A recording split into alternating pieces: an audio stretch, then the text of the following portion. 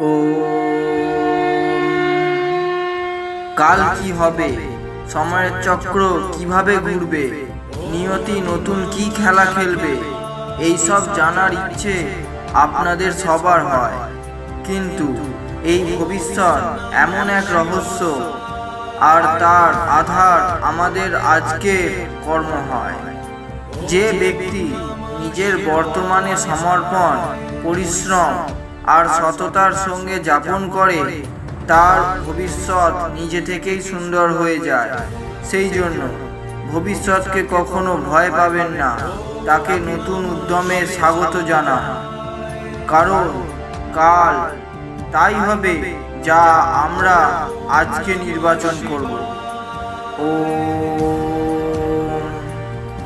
ভাগ্য এমন এক রহস্য যার রচনা আগেই হয়ে গেছে, কিন্তু প্রতিটি পদক্ষেপে আমাদের পরীক্ষা নিতে থাকে।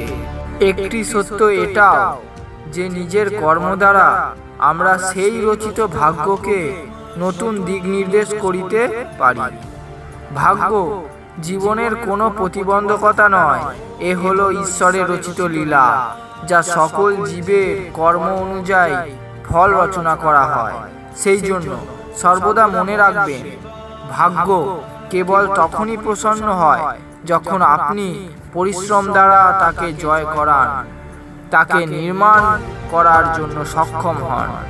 সত্য আর কর্মের পথে যদি চলেন, তাহলে ভাগ্য নিজেই আপনার সামনে নতমস্তক হবে। ও